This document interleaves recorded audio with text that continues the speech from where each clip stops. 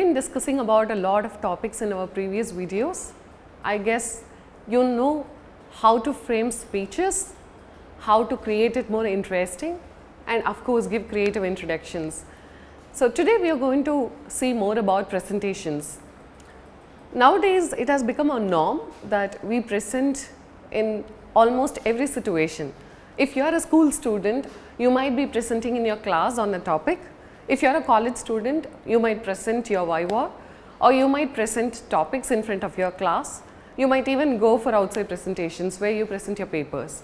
Or if you are someone who is working in an organization, you might be doing presentations on a weekly basis or even on a daily basis. In fact, some organizations has this culture of having stand-up meetings where every day becomes a presentation day for you.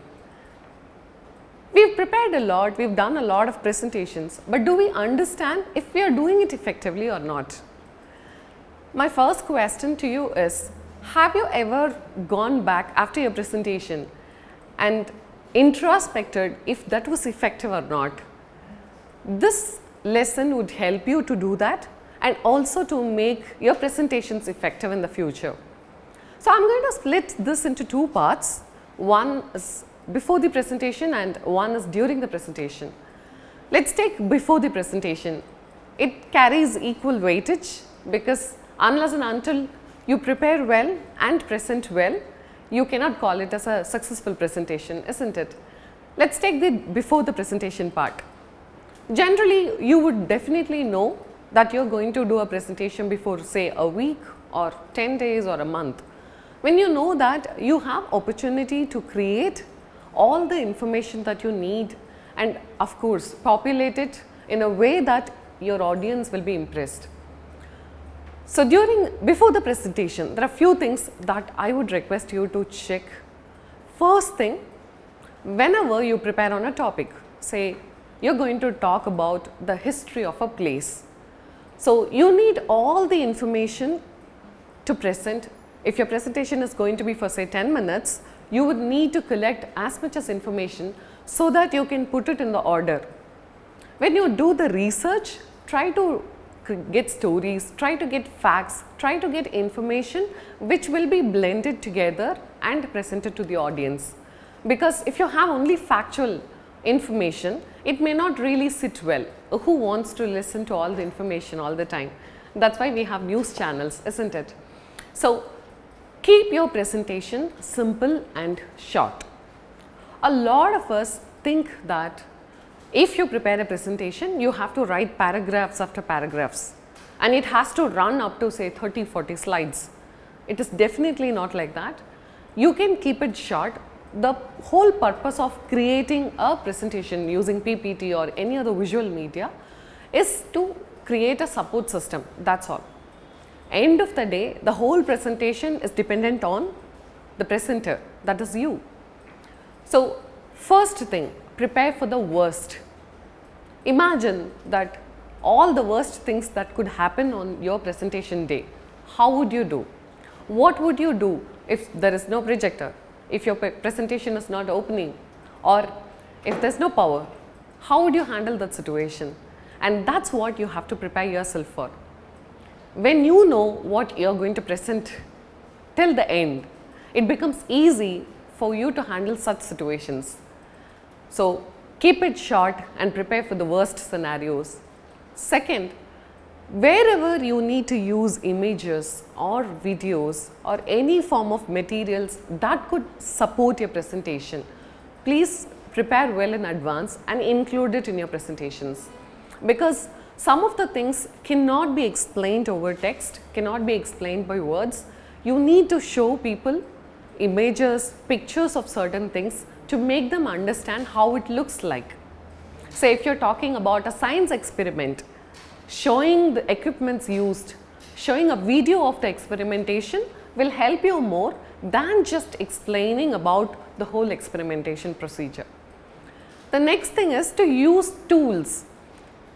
We are all aware of PowerPoint presentations, but there are also other tools which you can help to create beautiful presentations.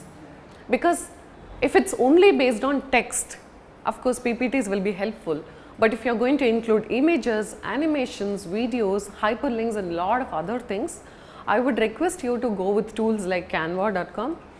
There are so many other free softwares available in the market that you could use to create it more vivid.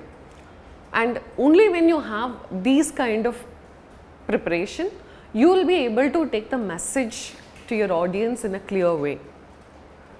Now, when you prepare those things using the tools, ensure that they work properly. Ensure that they are supported in different systems. You will have to do a lot of checking, because I told you before, you need to prepare for the worst. The next thing I would recommend you during the presentation, the next thing that I would suggest you to do before the presentation is to rehearse well.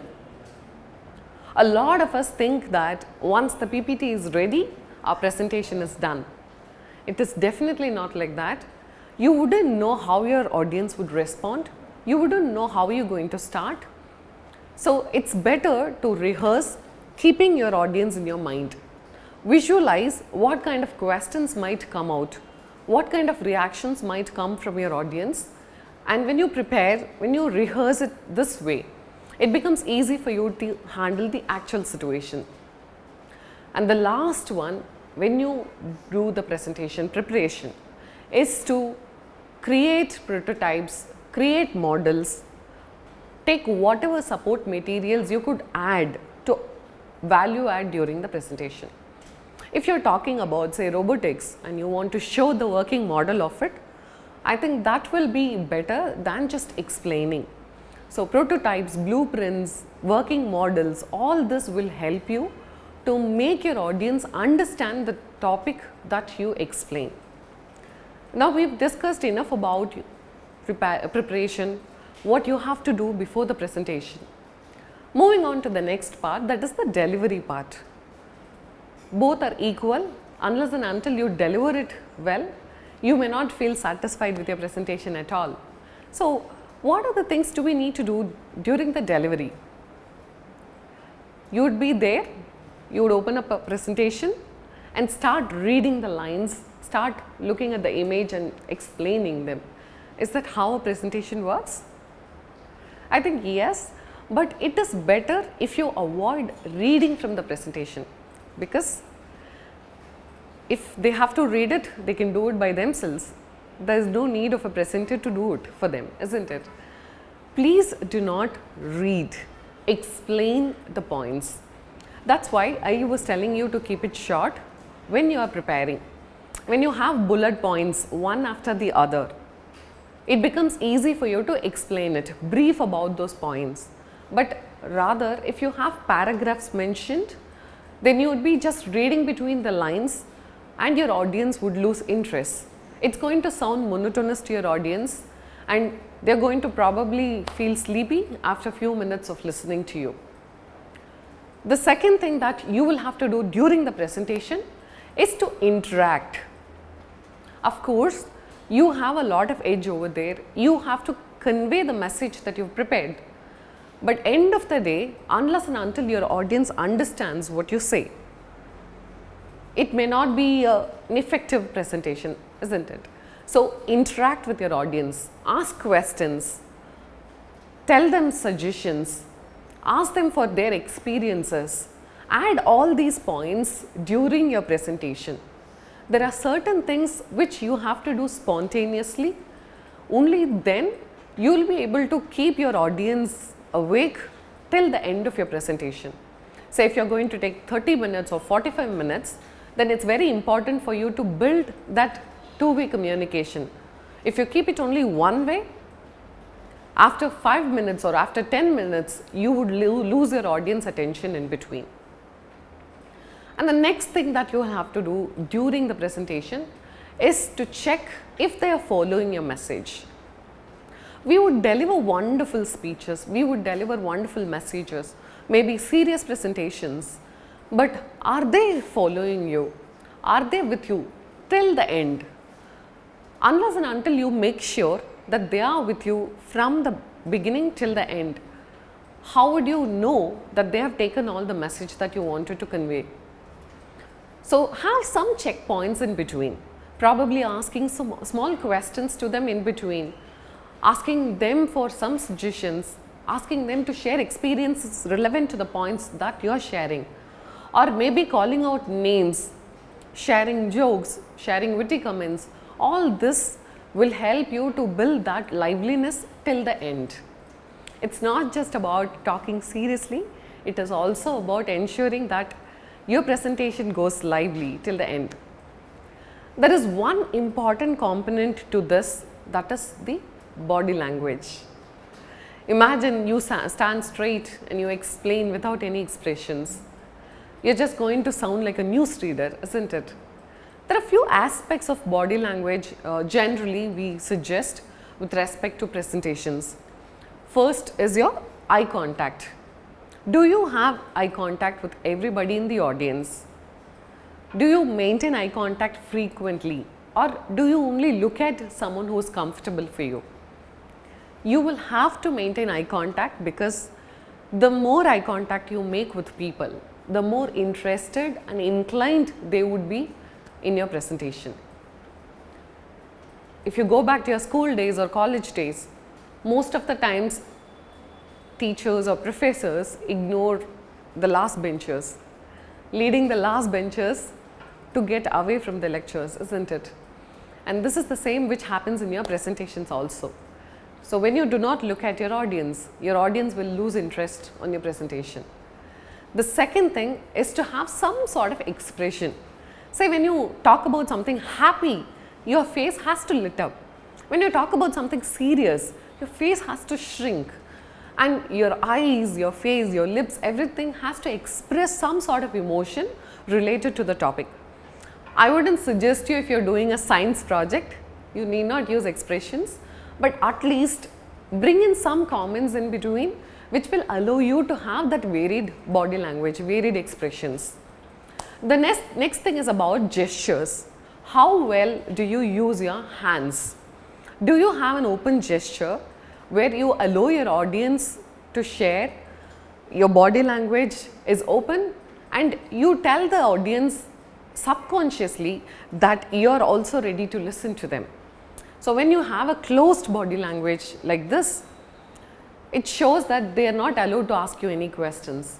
So have your body language more open, use your gestures, hand movements effectively to explain the ideas, to explain the concepts. And the last thing is about your posture. Your posture says if you are confident about what you're talking or not. When you have the right straight posture, you would be obviously confident to present all the content that you have. When you slouch or when you take support of one leg, when you do this definitely doesn't appeal well. So all you need to do is to practice a little, stand in front of a mirror or stand in front of someone who's very, very comfortable for you, present in front of them, ask for their suggestions, repeat. So when you practice, say at least twice or thrice before an important presentation, when you go there, when you do the actual presentation, it's going to be very easy because you've done it already. So during the presentation, you take care of the body language, you take care of keeping it short, interacting, and also ensuring that your voice modulation is done right. Presentations without pauses, without right pitch is not going to sound well. Please do not run like an express train. Give pauses wherever appropriate. Those little pauses will definitely help your audience to recollect all the message that you've shared in the previous time. These are the things which I would create, probably I would suggest as a checklist for you to check during your presentation. And what's next? Yes, I'm done with the presentation now. So what am I supposed to do? Shall I say thank you and leave? Please pause and ask if they have any questions. Do they have any clarification? And if you have told during the presentation that you would share something in the future or over WhatsApp, over email, please reconfirm that you would be sharing that at the end of the presentation. Post presentation, give a nice closure by probably answering their questions, asking them for clarification. If they do not have any, then give a final closure and you may say thank you. This is the whole structure of preparing for a presentation. Please remember, it's not just the preparation, but also the during presentation which counts. It carries 50-50% weightage. So I would request you to have equal time for both.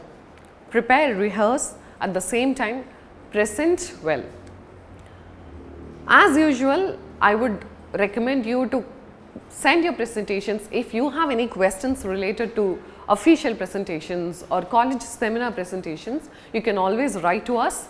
Please do send your presentations for an expert advice to info@practills.com or 8825817030. I have given the exercise after this. Please do follow the instructions. This checklist will help you to evaluate if you have prepared well and if your presentation is going on track or not.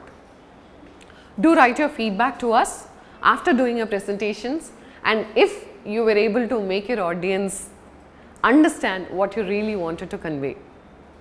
Thank you.